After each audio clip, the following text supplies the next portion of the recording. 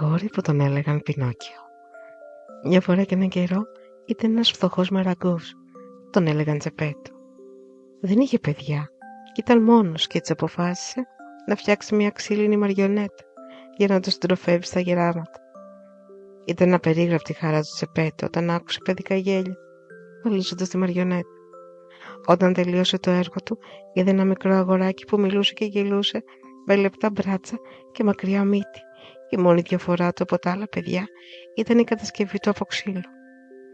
«Πόσο θα ήθελα αυτό το ξύλινο αγόρι να ήταν γιος μου», ψιθύρισε ο ξυλουργός. Μια καλή νεράιδα τον άκουσε, πήρε το μαγικό της ραβδάκι και είπε απαλά: «Ξύπνησε, μικρό αγόρι». Και η κούκλα από ξύλο άρχισε ξαφνικά να τραγουδάει και να χορεύει. Πήρε τα χέρια του Τζεπέτο και τον έκανε μια στροφή. «Έχω επιτέλους ένα γιο». Ο γερο Τζεπέτο το αγάπησε πολύ και ονόμασε τη μαριονέτα Πινόκιο.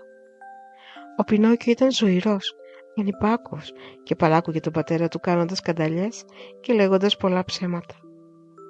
Η γαλάζια νεράιδα που τον προστάτευε του είπε πως κάθε φορά που θα έλεγε ψέματα θα μεγαλώνει η μύτη του και αν προσπαθούσε να γίνει ένα καλό παιδί θα το μεταμόρφωνε σε πραγματικό αγόρι. Θα είχε και τη βοήθεια ενός σοφού γρύλου που ήταν ο καλύτερος φίλος του πατέρα του για πολλά χρόνια. Δυστυχώς όμως ήταν τόσο ανυπάκουος που γρήγορα έπληξε σε πολλές περιπέτειες. Όταν ο κύριο Τζεπέτο που αγόρασε αλφαβητάρι για να πάει σχολείο, ο Πινόκιο το πούλησε για να πάει στο θέατρο. Έφυγε από το σπίτι του αφήνοντας τον κύριο Τζεπέτο ακολουθώντας ένα πονηρό γάτο και μια πονηρή αλεπού που μονίμως τον εκμεταλλευόταν. Μπήκε φυλακή και εκεί γνώρισε ένα άτακτο παιδί και με τις αβολιές τους μεταμορφώθηκαν σε γαϊδουράκι. Έπιασαν δουλειά σε ένα τσίρκο και όταν ο Πινόκιο έσπασε το πόδι του δεν μπορούσε να δουλέψει, με αποτέλεσμα να τον πετάξουν σαν άχρηστο κούτσουρο στη θάλασσα που τον κατάπιε μια φάλαινα. Στην κοιλιά της φάλαινας συνάντησε το γεροπατέρα του. Ήταν λυπημένος αφού προσπαθούσε τόσο καιρό να βρει το γιο του. Με την αναζήτηση του είχε καταλήξει και αυτό στη θάλασσα. Μετά από ένα τύχημα βρέθηκε στην κοιλιά της φάλαινας. Ο Πινόκιο είχε μετανιώσει για όλα και λυπήθηκε που είχε προκαλέσει τόσο πόνο στον πατέρα του.